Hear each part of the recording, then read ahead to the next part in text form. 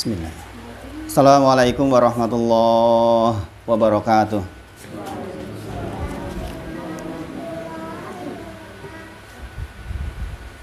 Alhamdulillahi haqqa hamdi nahmaduhu wa nasta'inuhu wa nastaghfiruh wa na'udzu billahi min syururi anfusina wa min sayyiati a'malina may yahdihillahu fala mudilla lahu wa may yudlilhu fala hadiyalah. Asyhadu alla ilaha illallah wa asyhadu anna Muhammadan abduhu wa rasuluh. Allahumma sholli ala Muhammad wa ala ali Muhammad. Subhanaka la ilma lana illa ma 'allamtana innaka antal alimul hakim. Rabbi shrah li sadri wa yassir li amri wahlul 'uqdatam min lisani yafqahu qawli. Amma ba'd.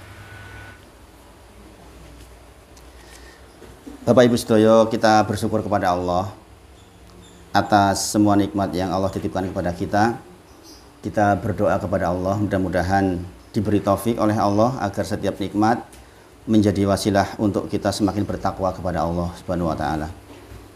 Shalawat dan salam kita sampaikan kepada junjungan kita Nabi Agung Muhammad sallallahu alaihi wasallam. Kita juga berdoa kepada Allah mudah-mudahan hari-hari kita termasuk hari-hari yang disifati Rasulullah sebagai orang-orang yang lisannya selalu basah dengan zikrullah, dan diantaranya adalah shalawat kepada Nabi Muhammad sallallahu alaihi wasallam. Saya ucapkan meskipun sudah lewat Syawal, taqabbalallahu minna wa minkum, taqabbal ya karim. Kita berdoa kepada Allah agar seluruh amal kita di bulan puasa kemarin diterima oleh Allah Subhanahu wa taala, dan kita berdoa selama 6 bulan berturut-turut sebagaimana para sahabat berdoa dengan doa ini. Doa agar seluruh amal kita di bulan Ramadan diterima oleh Allah Subhanahu wa taala.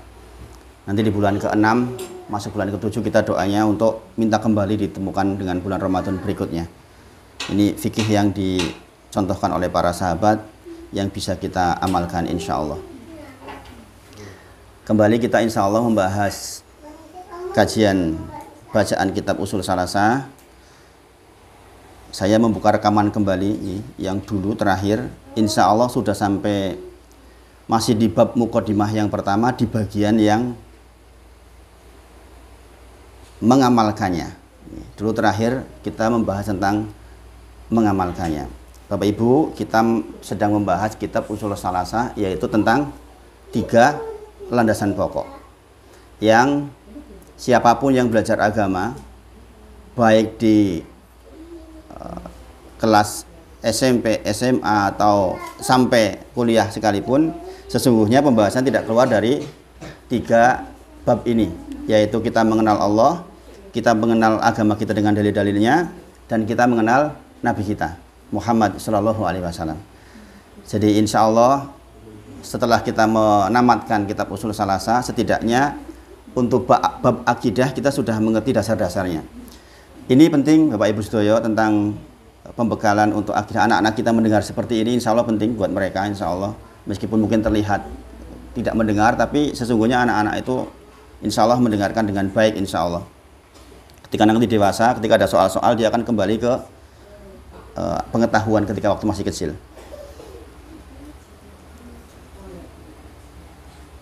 Kita masih di bab awal, muqaddimah yang pertama, yaitu tentang asaniyah, yaitu al-amalu bihi, kita mengamalkannya. Dulu kita sudah bahas bahwa terkait dengan ilmu yang kita miliki, apapun nanti yang kita pelajari, kita mungkin akan belajar banyak kitab insya Allah kalau Allah izinkan. Kita akan belajar kitab Ad-Da' wa Dawa misalnya, kitab tentang penyakit dan obatnya. Kemudian fikih Asmaul Husna, ini rangkaian untuk mendukung kitab akidah. Mungkin jenengan menghafal Asmaul Husna, tapi mungkin belum belajar fikih Asmaul Husna. Karena itu penting. Kalau kita mengucapkan kata-kata Rob, atau kita mengucapkan kata Ar-Rahman misalnya, kalau sudah belajar kitab tentang fikih Asmaul Husna, kita akan lebih tentrem mengucapkannya. Mengatakan Allahu Akbar misalnya, kita lebih tentrem insya Allah. Nah, itu dipelajari di kitab Asmaul Husna. Adapun di kitab tentang Ada' wa Dawa itu, di antara yang dibahas awal, penulis mengingatkan kepada kita ada sebuah penyakit. Ada itu penyakit dan obatnya. Dan penyakit yang disebut pertama di kitab itu adalah penyakit kejahilan. Kejahilan itu ketidaktahuan, bahasa kita, atau bahasa kasarnya kebodohan. Rasulullah mensifati penyakit ini adalah penyakit yang paling banyak memudahkan iblis menyeret kita ke neraka jahanam. Maka belajar, menyempatkan waktu untuk belajar itu sesuatu yang sangat utama di sisi Allah. Di dalam hal mengamalkan suatu ilmu, jangan masih ingat bukan? Dulu terakhir. Ada 3 golongan yang disifati oleh Allah terkait dengan mengamalkan. Masih ingat bukan? Nggih menika golongan orang yang punya ilmu, dia mengamalkannya, yaitu kaum muslimin, kita semua insya Allah. Kemudian golongan yang kedua, orang-orang yang diberi ilmu tetapi tidak mengamalkannya, yaitu al-maghdub alaihim. Ketika ditanyakan kepada Rasulullah siapa dia, adalah al-Yahud, orang-orang Yahudi. Kemudian ada golongan orang yang dia rajin mengamalkan tapi kurang ilmu, disebut sebagai ad-dallin. Rasulullah ditanya, siapa ad-dallin ya Rasulullah? Maka Rasulullah menjawab, dia adalah an-nasara. Okay. Makanya perang-perang itu jarang melibatkan orang-orang yang berkasih sayang di Nasara. Okay. Yang banyak menimbulkan peperangan biasanya orang-orang Yahudi. Okay. Saya ulang sedikit tentang mengamalkannya. Jadi sepindah malih, konsekuensi atas ilmu adalah kita mengamalkan. Jadi kalau jenengan belajar apapun itu, maka konsekuensinya setelah tahu adalah mengamalkan. Subhatnya orang-orang yang berpikir liberal mengatakan nek ngono rasa sinau wae. Karena kalau sinau jadi terbebani harus melaksanakan. Itu masuk ad-dallin, masuk orang yang tidak punya ilmu untuk belajar. Okay. Maka sepindah malih, kita digolongkan oleh Allah sebagai kaum muslimin yang disifati memiliki ilmu dan mengamalkan. Oleh karena itu, Bapak Ibu sedaya, kita hadir pagi ini, produk dari pembelajaran kita nanti adalah kita beramal baik. Kita beramal baik. Jadi tentu tidak banyak artinya ketika kita memiliki ilmu tapi tidak diamalkan. Dan itulah sifatnya orang Yahudi. Saya ulang terkait dengan mengamalkannya dengan mengambil tafsir surah Al-Fatihah. Di salah satu ayatnya ketika kita membaca yaitu ihdinas siratal mustaqim. Sepindah malih ini saya ulang karena ini bagian penting. Sekarang lagi rame di luar, ada orang yang minta ayat Al-Quran dihapus 300 ayat. Jangan dengar buatan. Bahkan beliaunya mengklaim bahwa beliau dulu adalah ustadz. Kemudian pindah, kemudian jadi salah satu petinggi di sebuah agama, kemudian mengatakan bahwa ribuan orang sudah saya baptis. Dengan dalil apa? Dalilnya ini. Dalilnya adalah ihdinas siratal mustaqim. Beliau mengatakan orang Islam itu nabinya saja masih minta jalan yang lurus. Itu dibaca setiap hari minimal 17 kali di dalam sholat. Ya Allah, padaku tunjukkan jalan yang lurus. Maka subhatnya wong dalan lurus wae urung ketemu nabi ne urung ketemu kuwi dalan lurus. Saya meneh umatnya juga ikut-ikutan mengucapkan ihdinas siratal mustaqim. Tunjukilah kepadaku jalan yang lurus. Urung ketemu tekan saiki. Ini loh ada jalan yang lurus dengan mengimani Nabi Isa alaihissalam yang mereka sebut sebagai. Nah, maka kita baca tafsir terkait dengan ihdinas siratal mustaqim yang ini erat kaitannya dengan kitab usul salasa di bagian mengamalkannya. Ketahuilah bahwa yang dimaksud dengan jalan yang lurus dijawab di ayat berikutnya. Sebenarnya kalau orang Islamnya pintar sedikit kan nggak perlu tergoda itu. Ini yo sing dipengaruhi memang ya benar-benar orang nggak belajar. Itulah tadi dikatakan di dalam kitab penyakit dan obatnya itu yang pertama disifati sebagai penyakit paling parah Rasulullah yaitu penyakit kejahilan, ketidaktahuan. Karena tidak tahu itulah maka kemudian dia terjerembab kepada hal-hal yang sangat menghinakan. Sangat menghinakan kenapa? Nek wong mati dalam kondisi dia mencuri saja masih bisa diampuni, tapi kalau meninggal dalam kondisi dia sudah berpindah agama, maka dia di neraka jahanam selama-lamanya. Ihdinas siratal mustaqim, siratal ladzina an'amta alaihim, yaitu jalannya orang-orang yang kepada mereka an'amta alaihim. Ini penting ya Pak Bungi, karena karena kita mengucapkan ini tiap hari, sehingga ketika kita sudah belajar ini kita sadar, sebagaimana nanti di belakang kita akan belajar tentang arti Rob, dan mengucapkan alhamdulillahi rabbil alamin. Kata-kata Rob di situ, seandainya nanti kita sudah tahu, insya Allah akan lebih mantep. Kita dengan sholat saja cukup jadi tentrem. Saya yakin setiap kita punya persoalan, berbagai macam persoalan. Tapi ketika masuk sholat, kita mengucapkan alhamdulillahi rabbil alamin dengan pengetahuan tentang kata-kata Rob, maka kita akan tentrem insya Allah. Nanti kita bahas di belakang insya Allah. Nah, maksud jalan yang lurus sudah disebut, yaitu jalannya orang-orang yang kepada mereka an'amta alaihim, kepada mereka diberi nikmat. Pertanyaannya, siapakah yang diberi nikmat? Kita disuruh meniru jalannya orang-orang yang diberi nikmat. Pertanyaannya, siapa yang diberi nikmat? Ditafsir dengan surah An-Nisa ayat ke 69-70. Maka kalau jenengan membaca ihdinas siratal mustaqim, siratal ladzina an'amta alaihim, ingatlah ada ayat di dalam surah An-Nisa, di dalam surat An-Nisa ayat 69-70 diterangkan siapakah orang-orang yang mendapatkan nikmat itu. Mudah-mudahan jenengan bisa ingat, bisa rekam, sehingga ketika jenengan mengucapkan ini benar-benar jelek di hati. Nggak hanya sekedar lisan kita mengucapkan Al-Fatihah itu Masya Allah, setiap ayatnya dijawab oleh Allah, Masya Allah. Makanya kalau orang yang sudah sadar ini, takbir saja sudah drog-dog kadang-kadang, sebagaimana Abu Bakar As-Siddiq. Setiap kali mau sholat sudah drog-dog dulu, saking pahamnya dengan apa yang akan dia ucapkan. Di dalam surah An-Nisa ayat ke-69-70 itu Allah berfirman, wa may yuti'illaha wa rasulah, barang siapa yang taat kepada Allah dan Rasulnya, itu permulaan ayatnya.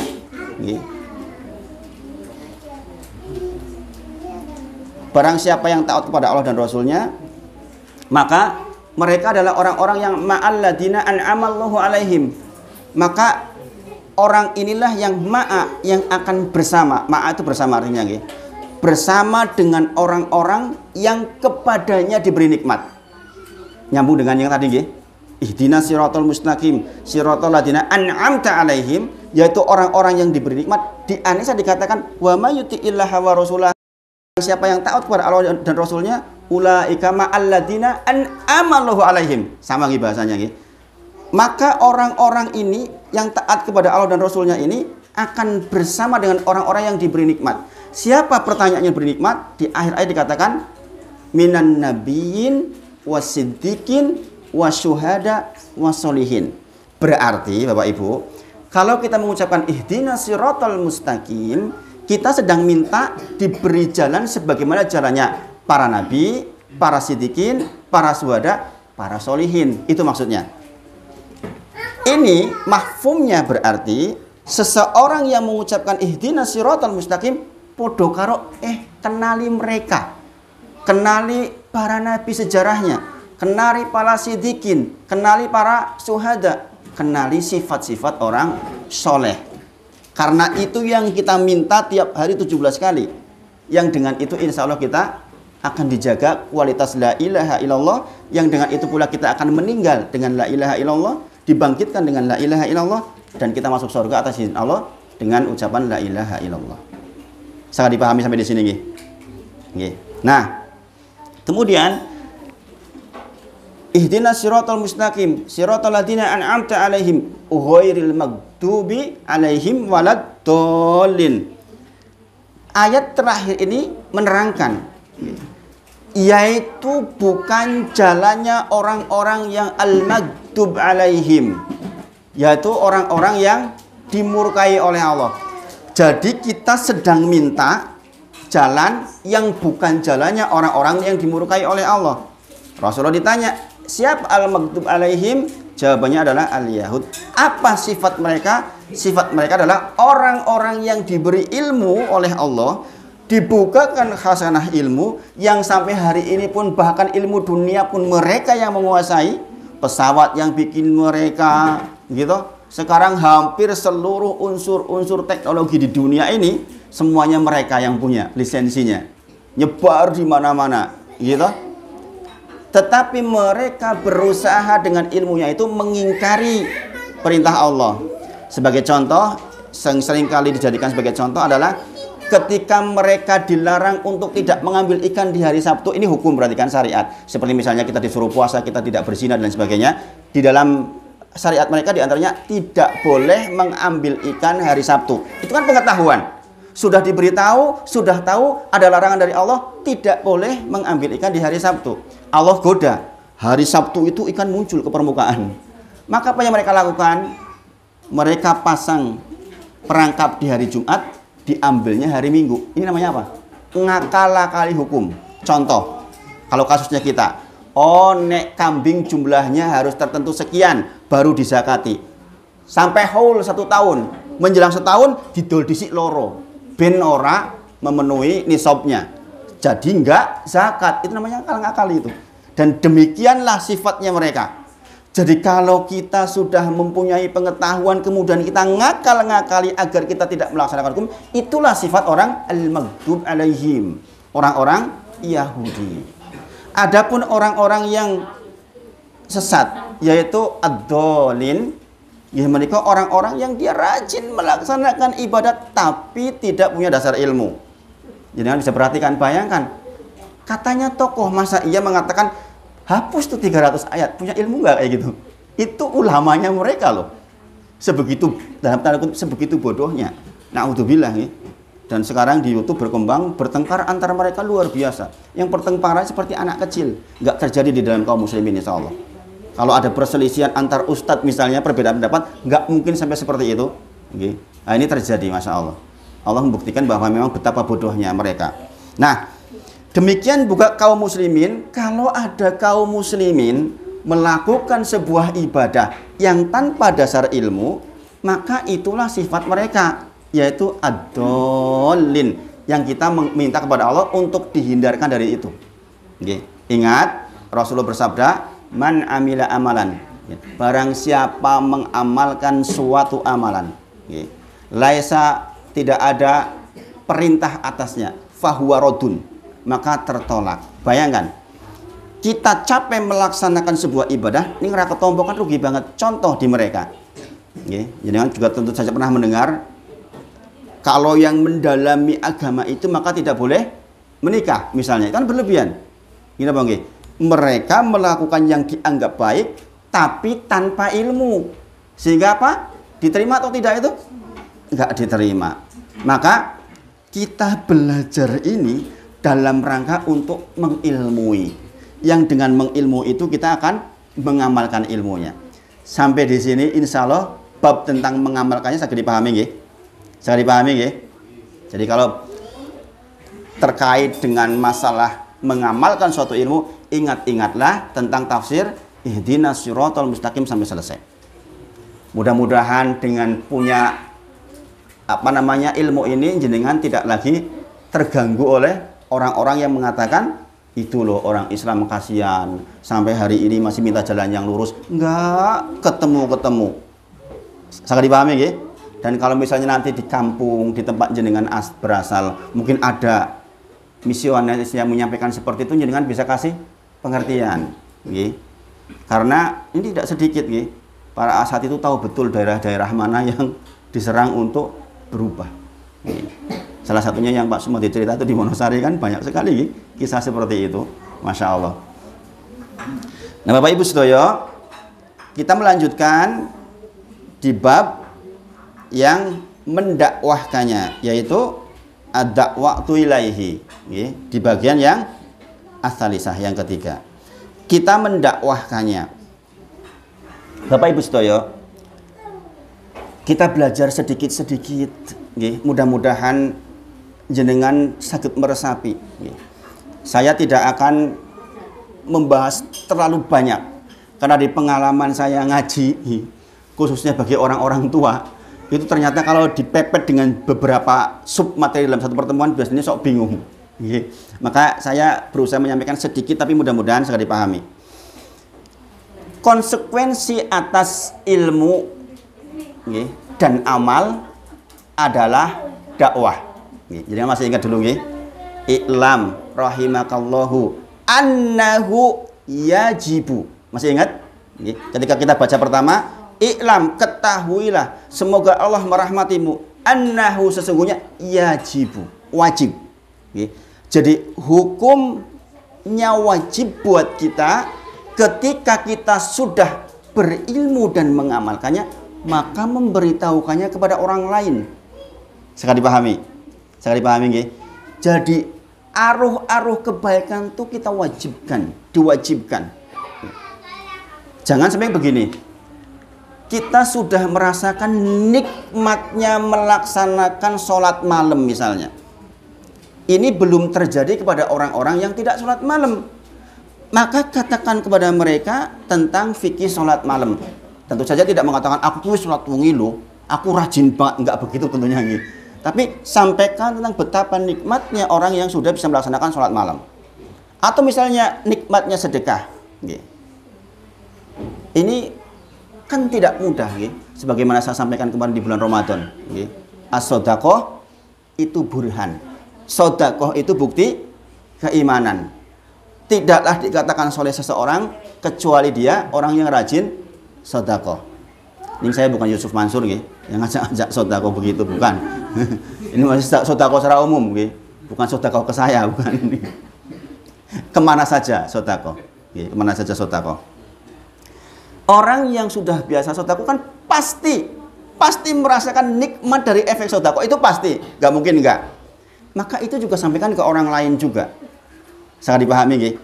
Jadi jangan sampai kita sudah punya ilmu mengamalkan, merasakan nikmatnya atas amal sebuah amal yang kita lakukan, kemudian enggak aku tonggoku tak kayak ngerti, dan ini melu penak koyo aku. Jangan begitu, gitu. Jadi kita wajib menyampaikan.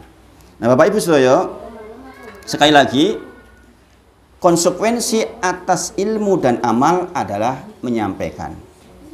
Jadi jenengan meskipun baru tahu sedikit, jenengan sampaikan sebagaimana sabda Rasulullah, nggih menika balighu ani walau ayat. Sampaikan dariku walaupun satu ayat. Ini hadis pendek tapi pesannya sangat besar. Kata-kata balighu ani walau ayat itu juga sekaligus pesan tersirat untuk kita. Kuasai betul ayat itu. Contoh misalnya tadi, ihdinas siratal mustaqim. Jenengan sudah paham betul, ngerti benar. Maka sampaikanlah ke orang lain di obrolan-obrolan. Karena obrolan kita yang bermanfaat di dunia ini adalah obrolan yang terkait dengan kebaikan. Kalau sudah seumur kita Bapak Ibu Sedoyo, sudah di atas 35. Sebagian ulama mengatakan adalah tua seseorang di dalam kaum muslimin setelah 35 tahun. Meskipun dalilnya kebanyakan di angka 40. Nek wis 40 tahun, kok kita ucapannya atau pandangannya atau tindakannya tidak berkualitas, itu kerugian. Kita kan sudah maghrib, gitu. Kita sudah melewati 2/3 dari umur kita. Kalau rata-rata umur kita 60, berarti kan sudah 2/3 jalan. Kok nganti urung iso manajemen tentang kebaikan, itu repot banget. Makanya Rasulullah bersabda, min husni islamin mar'i tarkuhu mala yakni. Di antara keindahan keelokan Islam seseorang adalah tidak ikut-ikutan ngurusi yang bukan bagiannya. Terutama ibu-ibu nih, hati-hati. Banyak banget grup-grup WA, grup ini, grup ini, grup ini, grup ini, grup oke banget. Si di murojaah WA terus. Al-Qur'annya hilang. Sudah 40 tahun kok satu hari nggak baca minimal satu ayat plus terjemah plus tafsirnya, yo kebangetan. Kita mau ngapain hidup coba? Saya dipahami ya. Jadi saya sendiri sering diingatkan sama istri. Saya senang bulu tangkis, Pak, dari kecil. Main-main bulu tangkis itu hafal. Memang olahraga saya dulu itu. Sekarang kalau musim apa namanya itu All England lah dan sebagainya, kadang-kadang kita terjebak pengen nonton terus. Ini kalau kita ingat hadis ini, minimal mundur sedikit lah gitu. Ya ngerti akhirnya, Pak. Orang kudu nonton 1 jam, ngedek di situ terus, nonton terus. Ini kan masalah. Karena apa? Yang bermanfaat buat kita nanti adalah terkait dengan 4 hal ini yang kita pelajari. Di antaranya adalah mendakwahkan apa yang kita ketahui. Sangat dipahami nggih? Sekali lagi, min husni islamin mar'i tarkuhu malayakni. Di antara keindahan, keelokan Islam seseorang, dia hanya mengurusi yang menjadi bagiannya dia. Misalnya ada grup tentang peternak, grup tentang apa? Kalau kita bukan peternak, ngapain kita ngurusin di situ? Gini Bang. Biasanya ibu-ibunya ikut tuh grup pelangsing misalnya kan. Bagaimana jadi langsing ya, itu urusannya ibu-ibu. Ini bapak-bapak ngapain ikut kayak gitu? Ya kan? Maka sekali lagi yang seperti ini harus kita tata. Karena apa? Ada banyak tugas buat kita untuk menghindari kita dari kerugian. Pertanyaannya, apakah semua orang harus menjadi ustadz? Tentu saja tidak. Maksud balihu ani walau ayah, maksudnya untuk kita yang masih belajar, itu sampaikan di bagian-bagian dasar. Contoh, ngajak sholat teng masjid. 3 mazhab mengatakan wajibnya laki-laki sholat di masjid berjamaah. Ini kan penting. Saya pernah loh Pak, suatu ketika ngobrol sama seseorang. Ini jamaah, ini baru ini. Baru mungkin sekitar 3 atau 4 bulan aktif lah ke masjid. Saya nanya, Mas, alhamdulillah jenengan, saya sering ketemu jenengan di masjid sekarang. Alasan apa yang membuat jenengan kok rajin ke masjid? Saya kaget. Saya pernah mendengar ceramahnya jenengan ketika itu sholat Jumat tentang wajibnya laki-laki ke masjid. Bayangkan Pak, saya nggak kepikir toh bahwa ternyata ada orang yang tergugah dari hal yang seperti itu. Dulu saya pernah jenengan menyampaikan tentang wajibnya di 3 mazhab, tentang wajibnya laki-laki berjamaah di masjid. Saya ke masjid lah. Masya Allah. Semua orang bisa melakukan ini tanpa kecuali. Jenengan menyampaikan, Pak, monggo Pak sampai ke masjid. Karena menurut 3 mazhab wajib loh. Kalaupun di mazhab Syafi'i tidak wajib, itu juga sunnah muakkadah, mustahab, sangat ditekankan. Masya Allah. Lagi Pak, bagaimana tidak? Kadang-kadang kasihan masjid nggih. Sing adzan kuwi, sing qomat kuwi, nanti sing salat wong telu gitu kan. Khususnya nek dura asar bisa dimaklumi sampai kerja nggih. Tapi maghrib, isya atau subuh kan nggak punya alasan orang bepergian. Kecuali yang memang memulai dagang di pagi hari, wallahu alam ya. Kalau subuh saja nggak berangkat ke masjid, lah terus kapan? Alasannya apa kalau subuh nggak berangkat ke masjid? Selain ketiduran. Maka ini disampaikan hal seperti ini. Kemudian ngajak ikut ngaji. Itu setiap kita kan bisa lakukan. Kita tidak perlu punya ilmu yang tinggi untuk sekedar seperti itu. Tapi ketahuilah, seandainya mandala ala khairihi, jikalau kita, ini dalilnya umum nggih, jikalau kita memberikan sesuatu yang kemudian orang itu melaksanakan apa yang kita sampaikan, bukankah kita mendapatkan pahala sebagaimana yang dia lakukan tanpa mengurangi pahalanya? Masya Allah, Masya Allah. Dan sekali lagi, ini bisa dilakukan oleh siapa saja. Contoh, jenengan profesinya dokter, ustadz kalah ini untuk ngajak pasiennya. Kadang-kadang pasien itu kan manut kepada orang yang dianggap punya kemampuan khusus terkait dengan apa yang dia persoalkan. Seorang dokter punya kemampuan untuk mengobati, maka mungkin orang ini akan lebih mendengar dokter ketika dia mengatakan, Mas, jenengan ini sudah diobati insya Allah, tapi obat ini akan lebih bermanfaat jika jenengan lebih mendekat kepada Allah. Itu Masya Allah. Itu Masya Allah. Maka ini dilakukan oleh siapa saja. Maksud balihu ani walau ayah, itu maksudnya. Kita benar-benar mempraktikkan walaupun kita baru tahu sedikit, tapi yakin betul yang kita tahu itu. Contoh yang tadi, ihdinas siratal mustaqim, udah tahu sekarang kan bahwa oh ternyata begitu ya. Yang dengan itu jenengan akan pede melaksanakan atau menyampaikan kepada orang lain. Adapun mengajar secara khusus itu adalah untuk orang-orang yang memang sudah membidangi di bidangnya. Saya bisa menyampaikan seperti ini sudah 15 tahun saya bergulat dengan kitab-kitab. Sudah lama saya mempelajari hal seperti ini. Awalnya saya juga nggak mau sebenarnya untuk menyampaikan seperti ini, kalau bukan karena didorong oleh istri. Jadi istri saya sangat berperan dalam hal kasus saya sampai menyampaikan kayak gini. Dia mengatakan harta belum punya banyak. Setelah hijrah lantas apa yang mau diamalkan untuk sanggumu mati? Langsung rasanya dibangunkan. Alhamdulillah. Jadi ketemu dengan panjenengan sedaya. Yang jadi masalah sekarang adalah banyak orang-orang yang belajarnya sedikit tapi komentarnya banyak. Kalau jenengan lihat di medsos, ada banyak debat kusir terjadi karena sebenarnya nggak punya ilmu. Insya Allah kalau orang berilmu mau nulis, jangan mau nulis, kalau udah berilmu mau nulis aja. Aduh, ini nanti bagaimana pertanggungjawabannya? Saya termasuk yang demikian Pak, insya Allah. Kadang-kadang saya udah mau nulis komentar, ada pilihan toh, buang atau lanjut, buang, nggak jadi.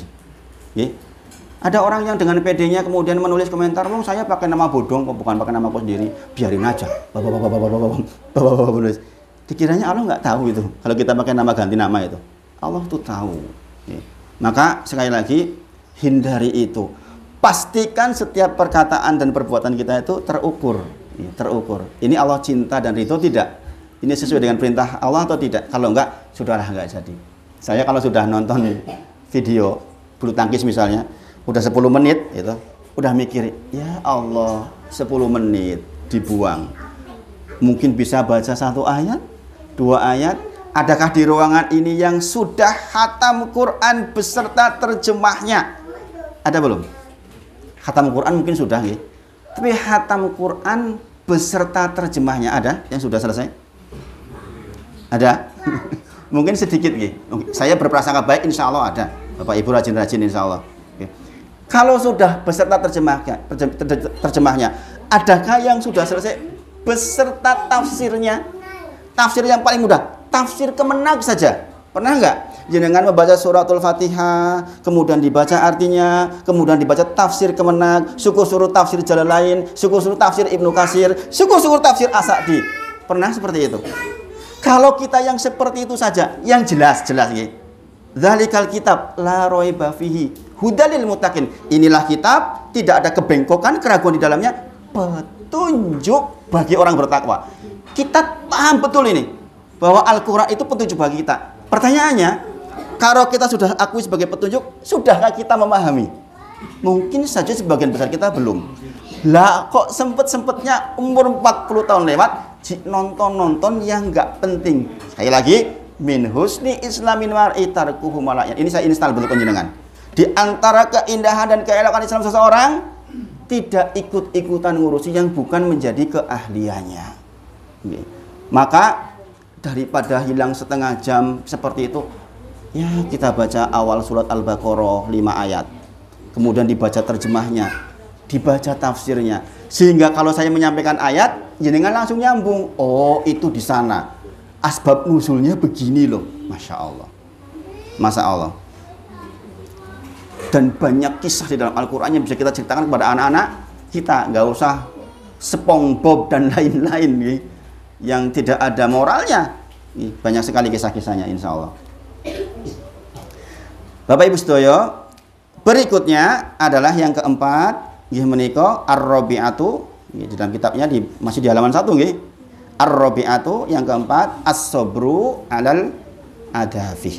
Sabar terhadap gangguan yang menimpa kita. Jadi ini bagian yang keempat di mukadimah pertama, yaitu as-sabru 'alal adafi. Sabar ketika kita melaksanakan 3 yang di atas. Yang pertama nggih menika sabar di dalam mencari ilmu. Kita hadir minggu seperti ini yang seharusnya mungkin bisa untuk sepedaan. Kalau yang senang sepeda, nggak apa-apa. Kalau sepeda insya Allah termasuk yang disarankan untuk menambah kesehatan badan. Kita sabar. Saya termasuk sampai hari ini masih juga mulazamah. Saya sering ketemu Pak Sumadi di Masjid Abdurrahman bin Auf misalnya, karena beliau di sana guru-guru saya.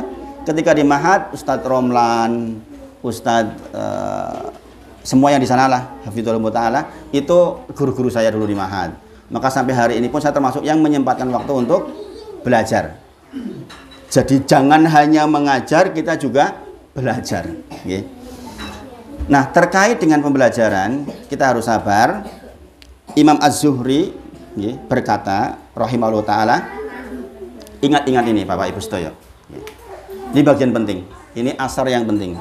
Beliau menyampaikan, man roma ilma, sing sinten kemawon ingin mendapatkan ilmu jumlatan sekaligus. Bisa dipahami nggih? Sing sinten kemawon ingin mendapatkan ilmu jumlatan sekaligus, dhahaba anhu jumlatan. Maka ilmu itu akan pergi sekaligus. Bisa dipahami? Jadi kalau jenengan belajar kok pengen sesasi langsung rampung kabeh, nanti hilangnya juga sekaligus. Ini sudah menjadi kaidah di dalam berilmu. Man rama ilma jumlatan dhahaba anhu jumlatan. Fa innama sesungguhnya yukhadu ilmu, proses mencari ilmu itu ala maril ayyami walayali. Bahwa proses mencari ilmu itu kita melewati hari-hari dan melewati malam-malam. Ini kalau zaman dulu bener-bener ya, orang mencari ilmu itu ya berjalan berhari-hari dan bermalam-malam. Hari ini meskipun sudah hadir di gadget kita, jenengan sekarang mencari ilmu apa saja ada di gadget ini. Kalau jenengan nggak menyempatkan waktunya kan nggak bisa. Atau jenengan nggak punya silabusnya, sing digoleki opo toh, bab opo toh. Kalau kita nggak punya silabusnya, kemana-mana nanti kita belajarnya orang karu-karuan. Masuk bahkan ke videonya orang liberal. Apalagi sekarang nih Pak Bungi, banyak sekali subhat yang muncul di media sosial. Subhanallah. Subhat ngertos ya? Subhat itu pemikiran yang disampaikan oleh orang-orang yang dianggap berkompeten di bidangnya. Contoh, seorang profesor mengatakan tidak wajibnya jilbab. Itu subhat namanya. Paham ya? Kita kan mikir, nek si ngomong bocah SD apa-apa, ini yang ngomong profesor, ahli tafsir. Kan kita kepikir, jangan-jangan saya yang salah ya, dia yang benar. Itu namanya subhat. Dan hari ini begitu banyak subhat berseliweran di media sosial. Maka kalau nggak hati-hati, kita nggak punya silabus pembelajaran, bahaya sekali. Ada seorang dokter mengatakan tentang wali ini mengatakan Nabi Khidir masih hidup sedang mengajar ke wali, meskipun dia sudah dipanggil oleh para ulama tapi nggak mau rujuk sampai hari ini. Karena Pak dokter di bidang agama mengatakan yang seperti ini, dipanggil suruh rujuk nggak mau. Bayangkan, terlanjur menyebar di masyarakat. Ada wali host, ada wali ini, subhanallah. Kalau kita nggak hati-hati maka kita akan terkena subhat seperti itu. Maka sekali lagi, mencari ilmu prosesnya memang berhari-hari bermalam-malam. Sampai Imam Ahmad rahimahullah ta'ala saking semangatnya mencari ilmu, tidurnya tuh sambil begini. Tidur terbaiknya dia cuma ngangkat kakinya aja. Dan itu dilakukan sampai pernah 2 tahun tuh nggak pernah sampai rebah badan. Saking senangnya belajar. Masya Allah. Karena kenikmatan belajar itu luar biasa. Saya termasuk yang belakangan ini juga merasakan seperti itu. Jadi dalam satu hari mungkin saya mengkonsumsi bacaan itu mungkin 10 jam mungkin. Karena banyak sekali hal yang kita tidak tahu. Banyak sekali hal yang kita tidak tahu. Sekali lagi, man rama ilma jumlatan, barang siapa yang ingin mendapatkan ilmu sekaligus, dhahaba anhu jumlatan, maka akan pergi pula sekaligus ilmunya. Tidak mungkin seseorang belajar semua ilmu dalam waktu singkat dan menguasai semua ilmu itu. Bapak Ibu sedaya, apakah ini ada dalilnya? Terkait bahwa mencari ilmu itu harus bertahap. Dalilnya langsung dari Allah Subhanahu wa Ta'ala. Nanti jenengan buka surah Ali Imran ayat ke-79. Ini di kitabnya nggak ada Pak, ini di sarahnya, keterangan tambahannya. Mungkin jenengan bisa tulis. Surah Ali Imran ayat ke-79. Yaitu tentang Allah Subhanahu wa Ta'ala mengajarkan kepada kita agar pembelajaran itu bertahap. Makanya dulu saya katakan kan, harus rodo mepet waktu belajar itu. Jangan 2 bulan gitu kan. Karena apa, memang kita nggak bisa langsung borong. Bayangkan kalau kita satu kali belajar misalnya katakanlah maksimal 1 jam, sementara yang dipelajari harus banyak sekali, itu kan memang butuh pembelajaran yang lebih banyak.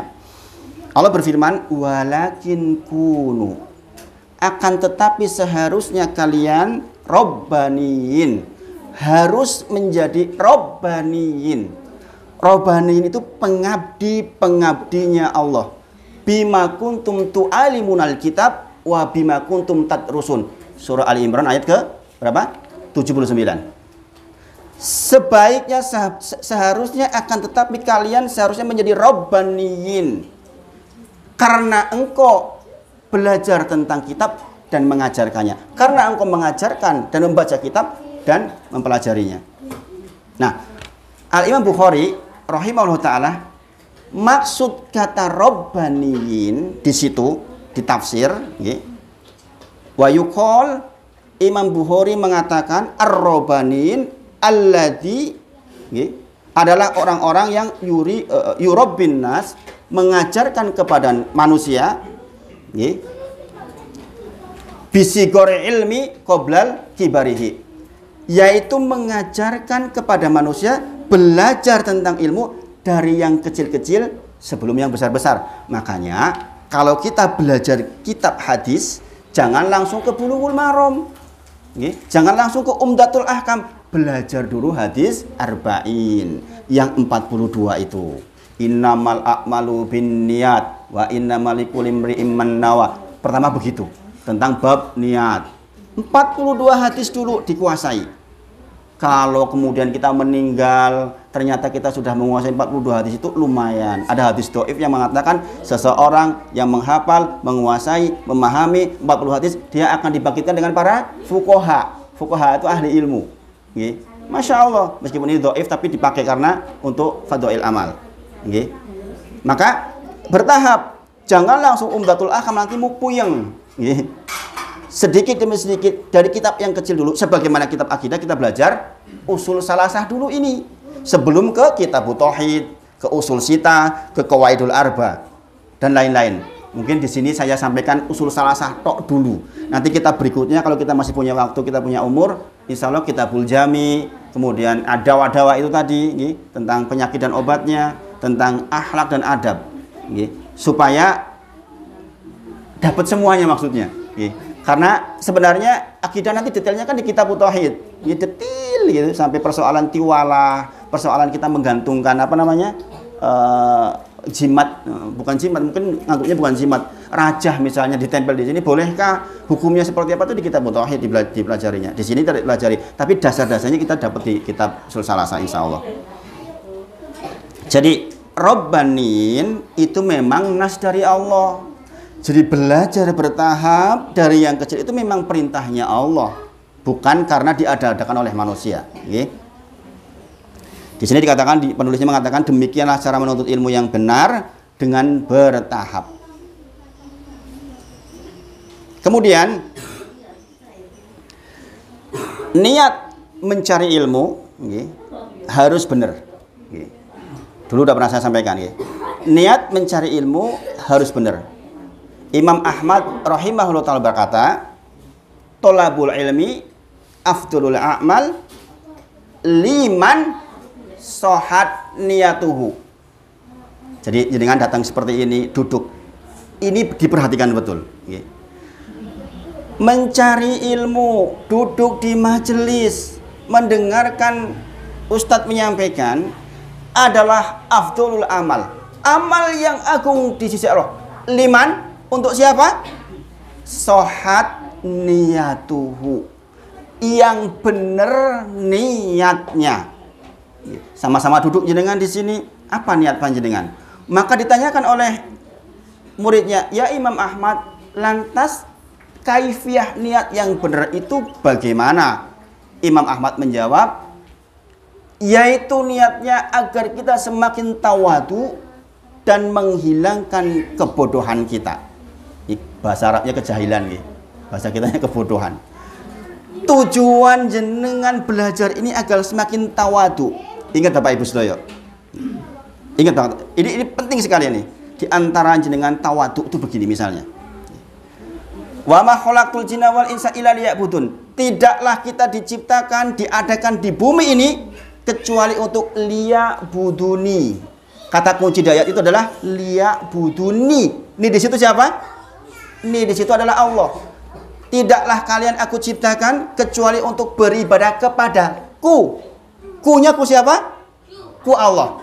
Bapak Ibu Saudara, Para ulama menyebutkan maksud liya'buduni adalah at-tauhid, ifradullah, mentauhidkan Allah, mentauhidkan ninya itu, menjadikan Allah satu-satunya tujuan. Ini produk pembelajaran jenengan. Kalau jenengan tawadu, maka jenengan ibadahnya betul-betul karena Allah saja.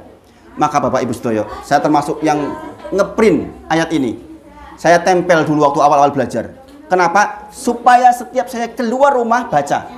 Oh, saya keluar dalam rangka mengibadahi Allah. Jenengan bekerja dalam rangka mengibadahi Allah. Dan unsur mengibadahi Allah itu akan diterima ibadah hatinya adalah ketika ada dua hal. Ini tawaduk nih. Yaitu dua hal. Yang pertama, mendatangkan kerendahan kita di hadapan Allah, mendatangkan kehinaan kita di hadapan Allah. Sangat dipahami sampai di sini. Nanti kita akan bahas di belakang. Ini hanya nyuplik dulu aja. Jenengan sholat Allahu Akbar itu sadar bahwa jenengan itu rendah, khudu. Jenengan itu berharap betul bahwa ya Allah, saya itu kecil gitu. Maka saya menyembahmu ya Allah. Itu liya'buduni. Kalau kita hatinya nggak menghadirkan itu, maka kita sholat tahu-tahu rampung. Allahu Akbar nggak tahu-tahu salam.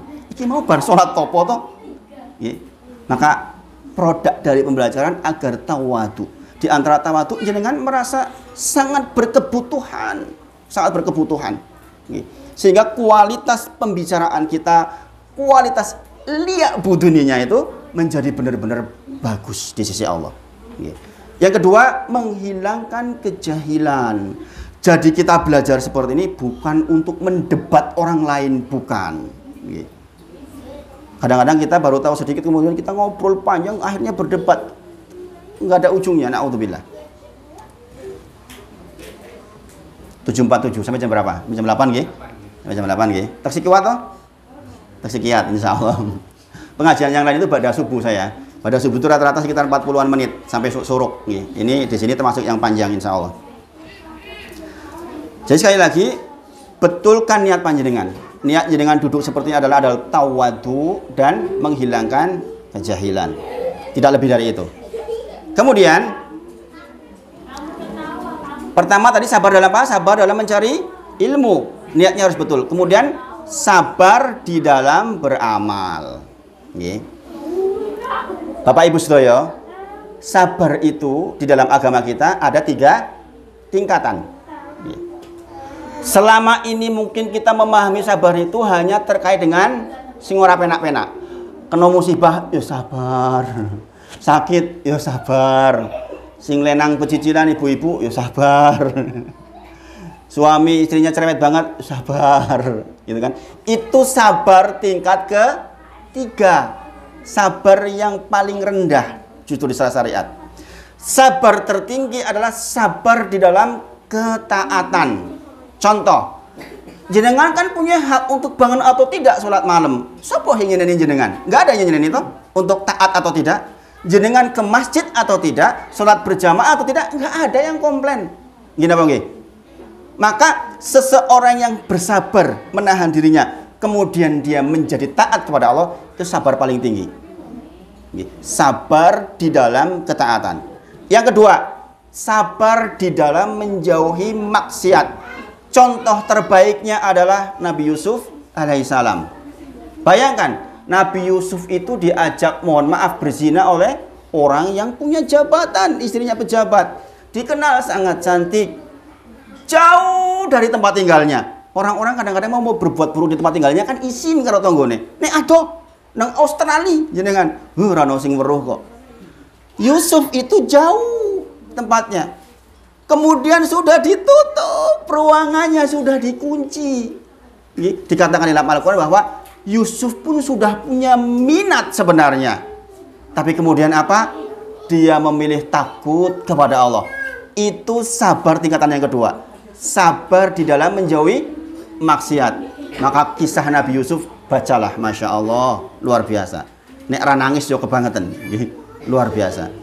Baru kemudian sabar yang ketiga. yaitu sabar di dalam musibah. Tadi Pak Sumati sempat serius, putranya jatuh, sakit 2 minggu nggak bisa jalan. Nek kuwi yo gelem ora gelem kudu sabar, nggak punya pilihan. Sangat dipahami? Jenengan ngapunten kerugian berdagangnya.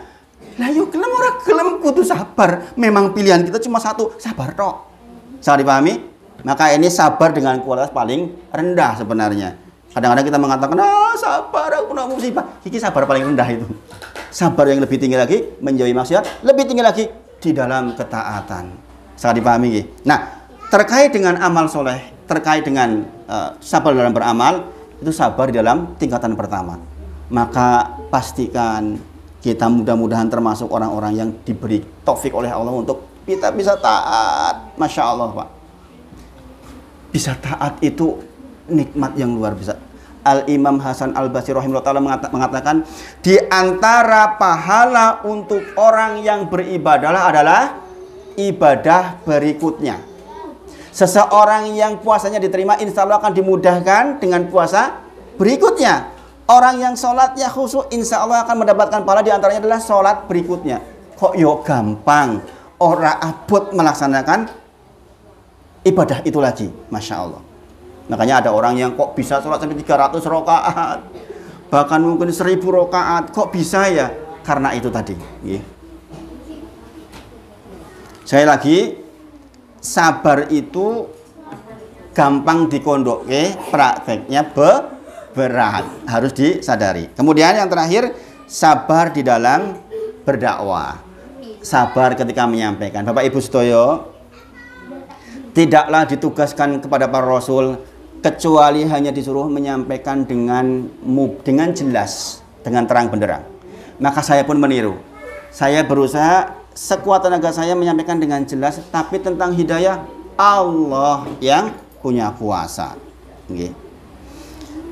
Penulis menyampaikan Quran surah Luqman ayat ke-17 terkait dengan sabar di dalam berdakwah. Dan ini saya yakin kisah ini banyak diterima oleh para asatid ataupun jenengan nanti ketika praktek untuk cerita ke orang lain. Allah berfirman, wa'mur bil ma'rufi wanha 'anil munkar. Dan suruhlah orang-orang untuk berbuat ma'ruf dan cegahlah kemungkaran. Apa kata-kata berikutnya? Wasbir ala ma'asobak. Kata Allah dalam surah Luqman, bersabarlah terhadap apa yang bakal menimpamu. Begitu kata-katanya. Ini jelas nubuah dari Allah bahwa ketika kita berdakwah itu nanti ada gangguan. Saya pernah ceritakan dengan dulu mung goro-goro menyampaikan tentang fikih sholat Jumat para jamaah. Kalau sholat Jumat itu berangkatnya sebelum khotib naik mimbar karena kalau setelah khotib naik mimbar sudah nggak dicatat lagi. Mung menggugurkan kewajiban tok. Apa yang terjadi? Hari berikutnya ada orang bawa parang. Saya mau diparang. Katanya menyinggung sampai ini mangkat Jumat alhamdulillah kok malah dikoyong ngene. Bayangkan Pak, kepikir enggak kayak gitu. Sampai datang polisi, datang Pak Lurahnya, Pak Dukun, kumpulkan banyak orang di sidang. Hanya gara-gara itu. Polisinya mengatakan, "Mas, nek mung koyo ngono Ustaz Leone akeh banget sing kono koyo ngono kuwi." Enggak menyebut nama loh padahal. Kecuali saya mengatakan, sampean, si fulan, mangkat Jumatan ki yo sadurunge. Nah, itu mesti bisa menyinggung. Ini kaidah umum fikih, bisa menjadi masalah. Makanya saya paham ayat ini ketika itu. Fasbir ala ma asoba. Jadi ketika kita menyampaikan kebaikan, niatnya baik, belum tentu ketompo api.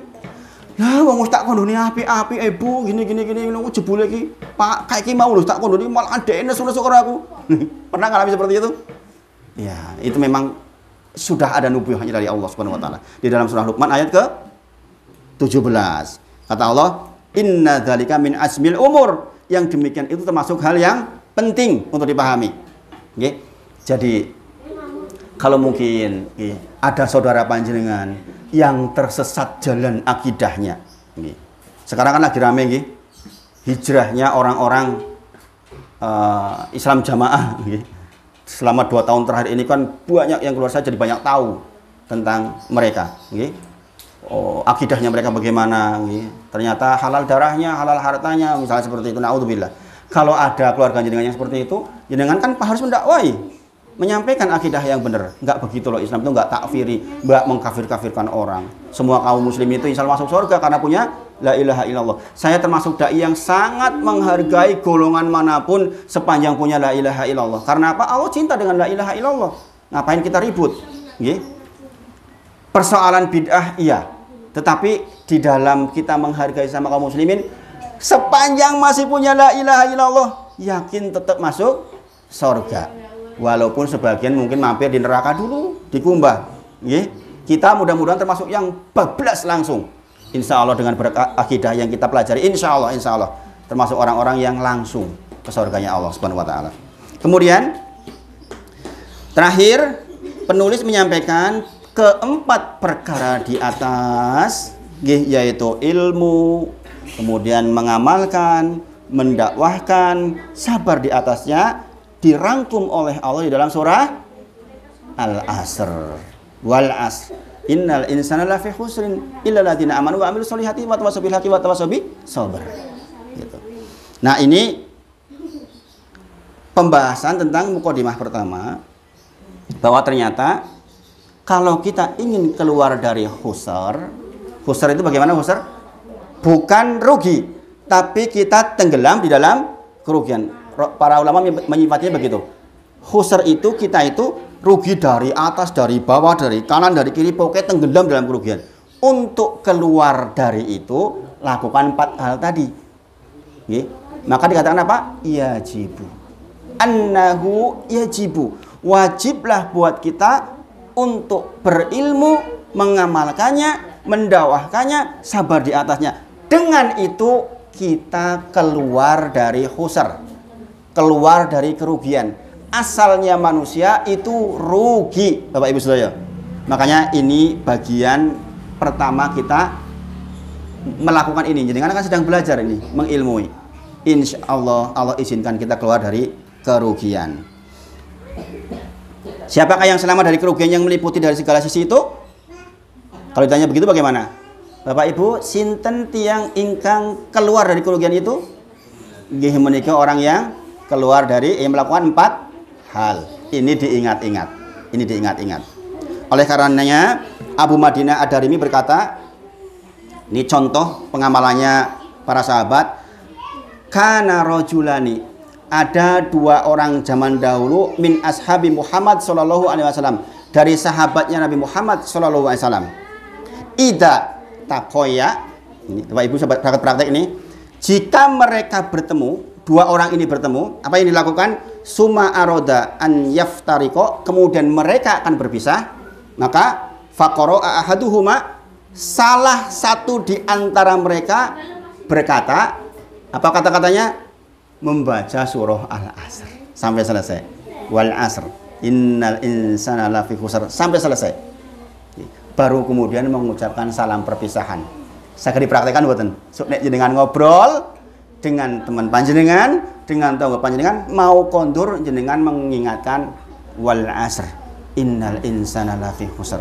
Jadi perpisahan jenengan dengan teman panjenengan itu mengingatkan tentang 4 hal yang membuat kita tidak rugi. Ini kebiasaan para sahabat.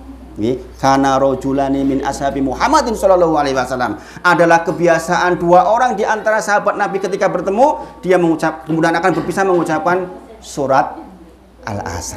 Masya Allah, dipraktekkan insya Allah.